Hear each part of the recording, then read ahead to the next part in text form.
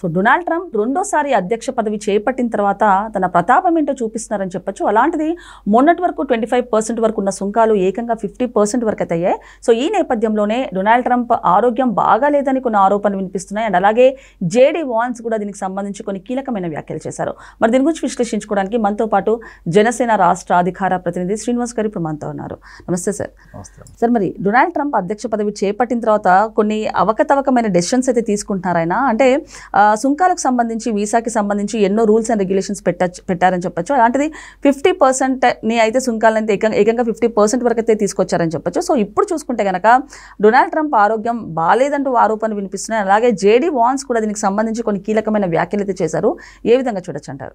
మీరు అన్నట్టుగా సార్, ఎప్పుడైతే ట్రంప్ అమెరికా అధ్యక్ష పదవి అలంకరించాడో ఆయన అమెరికా ఫస్ట్ ఆ నినాదంతో తీసుకున్నటువంటి కొన్ని కఠిన నిర్ణయాలు తీసుకున్నాడు. ఆయన ఏది అక్రమ వలసదారుల విషయంలో కాదు, తప్పులేదు. ఎవరైనా ఎవరి దేశంలో అయినా అక్రమంగా వలసదారులు ఉంటే వాళ్ళ మీద చర్యలు తీసుకుంటారు. భారతదేశం అంతే కదా, వలసదారులు కావాలి కానీ అక్రమ వలసదారుల్ని కట్టడి చేసుకోవాలి.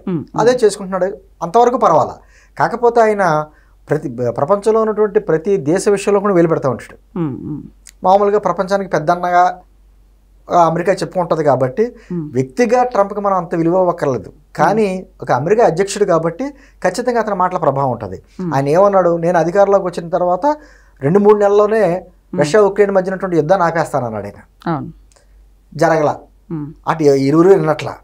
దాంతోపాటు ఎప్పుడైతే భారతదేశం రష్యాకి మిత్రదేశంగా ఉందో, రష్యా నుంచి మన భారతదేశం ఇంధనం కొనుక్కుంటుంది కాబట్టి ఆదాయం అందుతుంది కాబట్టి రష్యాకి, అది రష్యా చక్కగా ఉక్రెయిన్ మీద యుద్ధం చేయగలుగుతుంది అనేటువంటి ఒక అభాండం వేసాడు. మళ్ళీ రష్యా దగ్గర నుంచి మీరు ఆయిల్ కొనవద్దు, ఆయిల్ కొనడంతో ఆపేస్తే మీకు ట్యాక్స్ తగ్గిస్తాం అనేటువంటి విషయం. ఒక పక్క నుంచి ఏమో ఇండియాకి చైనాకి మధ్యకాలంలో పెద్ద మనకి సరైనటువంటి సంబంధాలు లేవు.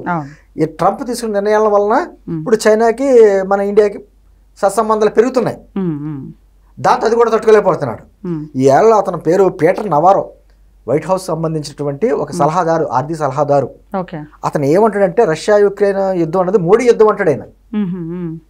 మోడీ యుద్ధం అంటాడంటే ఒక ప్రజాస్వామ్య దేశం, భారతదేశం ప్రజాస్వామ్య దేశం, అమెరికా ప్రజాస్వామ్య దేశం, ప్రజాస్వామ్య దేశాలు కలిసి ఉండాలి తప్ప రష్యాను ఈ చైనాలు ప్రజాస్వామ్య దేశాలు కావు, వాటితో సత్సంబంధాలు ఏంటి అంటే. ఇంకొకటి సార్, అంటే ఈ సుంకాలు పెంచడానికి రీజన్ ఈ పీటర్ నవారే రైట్ హ్యాండ్ అంటూ కూడా చెప్తున్నారు ట్రంప్కి. అంటే ఎంతమంది వద్దన్నా కూడా, వ్యతిరేకంగా ఉన్నా కూడా ఆయన ఆలోచనలు కానివ్వండి, ఆయన సజెషన్స్ తీసుకుంటారని చెప్పచ్చు ట్రంప్. ఇప్పుడు ఎవరైనా కూడా తనకు నమ్మకమైన వ్యక్తులు లేకపోతే అధిష్టానం పైన అధ్యక్షులు వారి దృష్టిలో పడడానికి లేదా మెప్పు పొందడానికి కొంతమంది నిర్ణయాలు తీసుకుంటారు. దాంట్లో భాగంగానే పీటర్ నవారో చేసి ఉండొచ్చు. అంటే మోదీ యుద్ధం అంటాడు ఆయన. మరి అదే పీటర్ నవారో మరి రష్యా నుంచి అమెరికా కూడా కొనుగోలు చేస్తుంది కదా, అది మాట్లాడరే. రష్యా నుంచి అమెరికా ఇప్పటికే కొనుక్కుంటారు కొనుక్కొని. నేను అంటుంది వాటి గురించి మాట్లాడరే. అంటే వాళ్ళు చేస్తే తప్పులేదు, ఎవరు ఇతరులు చేయకూడదు.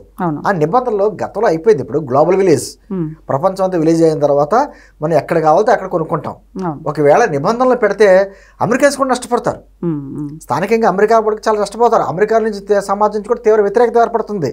వాళ్ళ ఫారిన్ మినిస్ట్రీస్లోనే అధికారులు అందరూ మాట్లాడుతున్నారు, అనేక మంది మాట్లాడుతున్నారు. మాజీలు కావచ్చు, ఇప్పుడున్న వ్యక్తులు కూడా కావచ్చు. భారతదేశం మనకి మిత్రత్వ దేశం, దాన్ని మనం తోలాడుకోకూడదు, దూరం చేసుకోకూడదు అని చాలామంది మాట్లాడుతున్నారు. కానీ మరి ట్రంప్ గారికి తలకెక్కుతుందో లేదో తెలియదు. కానీ ఏదో రకంగా నేను అంటుంది ప్రపంచాన్ని మీద ఏదో పెత్తనం చేయడానికి నేను వచ్చిన తర్వాత, ఇప్పటికే మొన్న ఇండియా చైనా పాకిస్తాన్ మీద జరిగినటువంటి యుద్ధాన్ని నేనే ఆపానంటే నేను.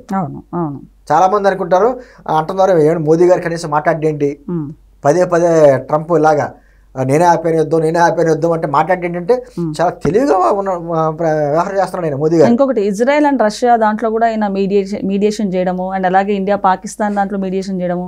అదిగమ్మా కెనడా వాళ్ళకి మిత్ర దేశం ఎప్పటి నుంచో అమెరికాకి. ఆ కెనడా ప్రైమ్ మినిస్టర్ కూడా పిలిచి ఏ విధంగా వ్యవహరించడం మనకు తెలుసు. కెనడాని తీసుకొచ్చి అమెరికాలో కలిపేసుకుంటా ఉంటాడు, ఏం మాట్లాడతాడో తెలియదు. నేను అంటే అతని ఆరోగ్య పరిస్థితి మీద కూడా కొంచెం ఆందోళనకరంగా ఉంది. సరే, మీరు అడిగారు జేడీ వాన్స్ ఇప్పుడు స్టేట్మెంట్ ఇచ్చాడని చెప్పేసి వైస్ ప్రెసిడెంట్. అంటే ఎందుకు ఇచ్చాడు అంటే కొన్ని రకాలుగా ఈ మధ్యకాలంలో ఆయన వైట్ హౌస్లో కొన్ని మీటింగ్స్లో కనపడినప్పుడు ఓ చేతికి అది తగిలించుకుంటారు కదా, ఇంజక్షన్స్ అవి తగిలించినటువంటి వైర్లతోటి వాటితోటి కనపడడం, ఈ కొంచెం అంటే బయటికి రాకపోయినా ఆయన ఆరోగ్య పరిస్థితుల మీద కొంచెం ఆందోళనకరంగా ఉంది. అందులో వయసుకి దాదాపు 79 ఏళ్ళు నుండి 80 ఏళ్ళు వస్తున్నాయి అతనికి కూడా.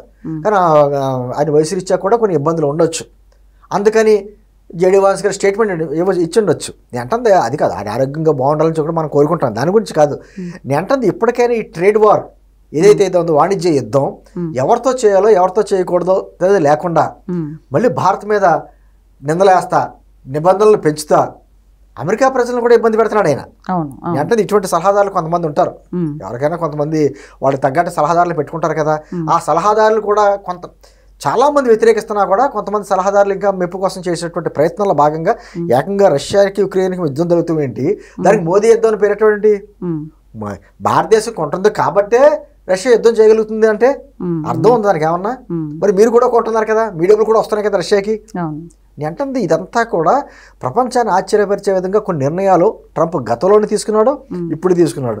గతంలో కూడా ఒకసారి అన్నాడు ఆల్ అమెరికన్స్ ఆర్ ఫూల్స్ అన్నాడు, ఇదే ట్రంప్ 2012లో అనుకుంటా. ఆల్ అమెరికన్స్ ఆర్ ఫూల్స్ అనుకుంటా. పాపం అలా అన్న వ్యక్తి 2 సార్లు ప్రెసిడెంట్ కింద ఎన్నుకున్నారు అక్కడ ట్రంప్ని. నేను ఏదేమైనా ప్రపంచంలో ప్రతి దేశం ఆఖరికి ఇండియా పాకిస్తాన్కి కూడా మనకు శత్రుత్వ, పాకిస్తాన్ మన శత్రు దేశం దాంట్లో నో డౌట్. అయినా కూడా వాణిజ్యపరంగా కొన్ని ఎగుమతులు దిగుమతులు నడిచినాయి.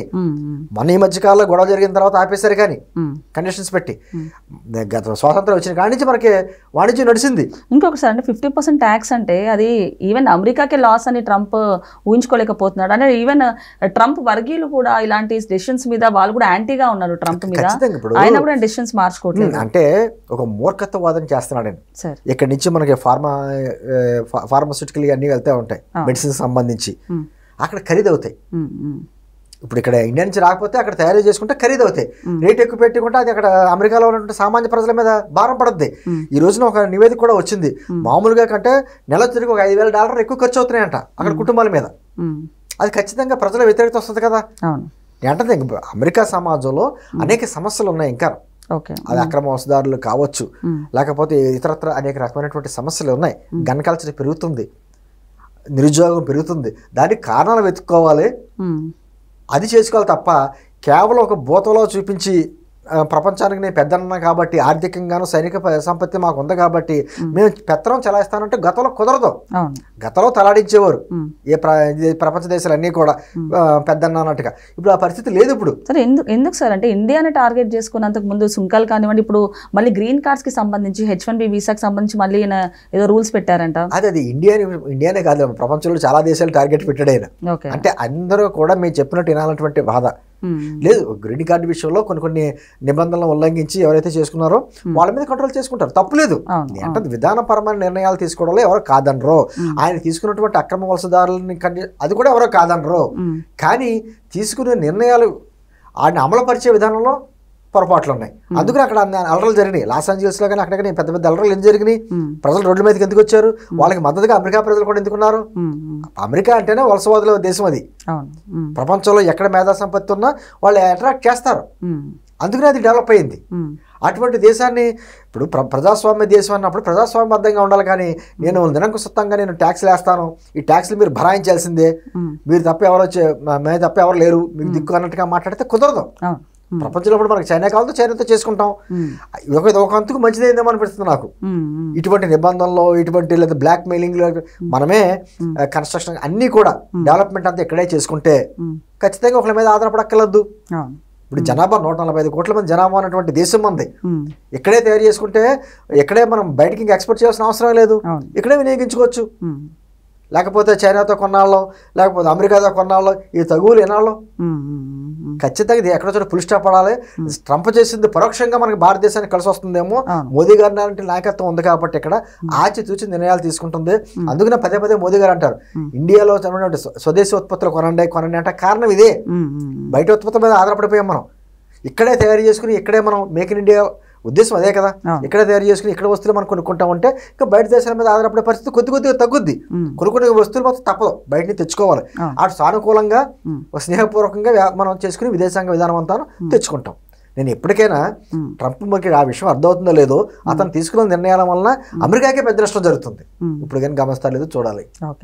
ఓకే సార్, నమస్తే.